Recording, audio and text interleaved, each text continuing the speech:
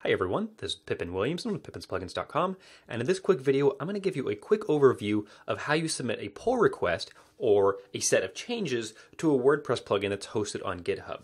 There are a lot of plugins that are getting hosted on GitHub. A lot of developers use GitHub as their primary source control, as well as their bug tracker, their enhancements, etc. So getting to know GitHub, even if it's just on a rudimentary level, really helps if you want to get into the mindset of contributing back to WordPress plugins or any other project that happens to be hosted on GitHub. So what we're going to look at is just really basic stuff. This video is not for learning how to use Git. We're not even actually going to touch Git in this particular video. And if you don't know, Git is a version control system that allows you to track changes across files. What we're going to do here is create what's called a fork of the repository, and a fork is simply your own duplicated version of a repository. And the repository is simply the collection of code that is in this plugin or this particular project. So here I'm looking at the repository for Easy Digital Downloads, my digital download e-commerce plugin. So what we're going to do is we're going to fork it, which means that we're creating our own version of this.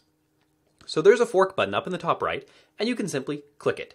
And when you do that, it's going to pop up with an option that says, where do you want to fork this to? I happen to be a member of a few different organizations on GitHub, so I get to choose which one I'm going to do it to. In this case, I'm going to copy it or fork it to my own personal account. Okay, so it's forking it. It's going to take a moment. Once it finishes, it's going to refresh the page. And now it's done.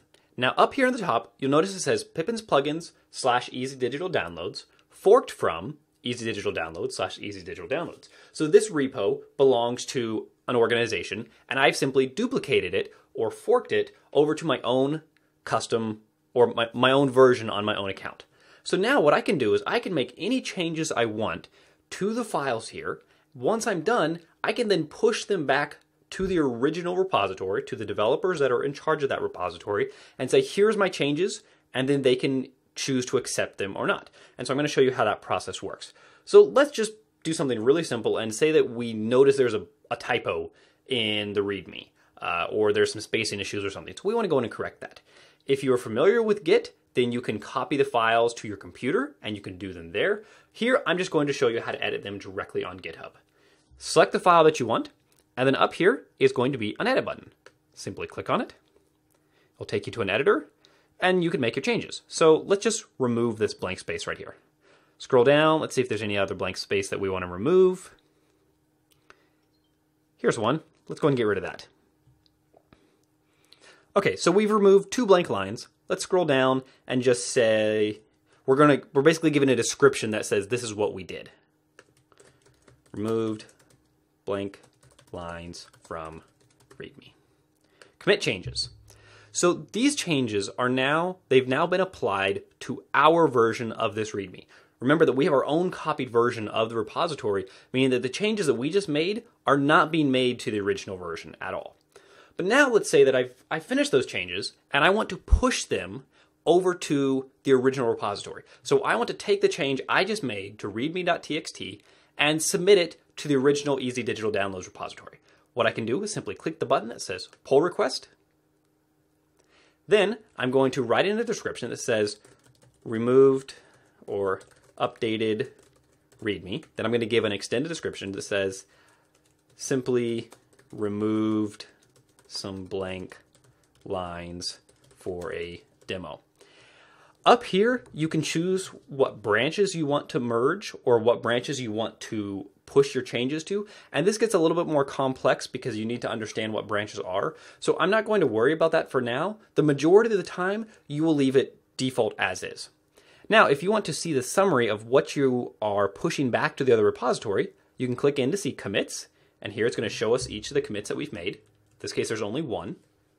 And here we can go in and see the changelog. And it shows us the exact changes that happened on this file. Red lines are lines that were deleted. Green lines are ones that were added or modified. And we can see the list of files that were changed as well. Okay, so let's click Send Pull Request. Awesome. So we've now sent a pull request, which is simply a request for changes with the changes that we want to happen included. So now, because I'm the owner of the Easy Digital Downloads repository, this is what it looks like to me.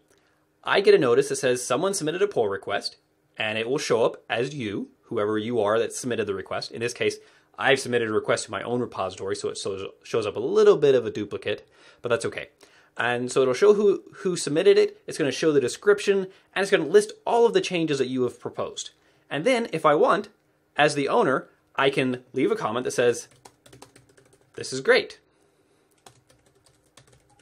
Or if I have problems with the changes that you've submitted, perhaps there's a bug, or I just don't like what you've done, or I have a suggestion on just how to make it a notch better, then I can leave that as well, and I can post any comment I want. And you will get notified of that comment in your own email. Now, I've approved the comments. I've approved the commits. The changes are good to go. I can simply click Merge, click Confirm Merge, and those changes that you have made from your own forked version of the repository have now been merged into the main official version, and you are now a contributor to that project. That's really, really cool. So this is just a quick overview of how to submit a pull request on a GitHub project. This is, if you're going to do it this way with the inline editing on GitHub itself, I only recommend that you do this for minor changes. Maybe you notice some spelling, a little bit of formatting, or there's a little bug or something like that. If you want to do much larger contributions, such as new features, whole rewrites, etc., then I would encourage you to start learning Git and become more familiar with it, simply because editing the files directly on GitHub will be tedious and will be more work than it's maybe worth. But if you want to just really quickly do a quick submission for a really quick fix or some sort of improvement, this is a great way to go. If nothing else, it teaches you how pull requests work and how to do them. Getting out there and contributing to other plugins that you use on a daily basis is one of the best things that you can do to help move those plugins along, keep them alive, keep improving them, etc. As a plugin developer, I am thrilled anytime that someone submits an enhancement, a bug fix, or anything like that to one of my plugins. When the plugin is hosted on GitHub, that submission that you have sent in is dramatically easier to put into the main plugin because of the fact that it's on GitHub.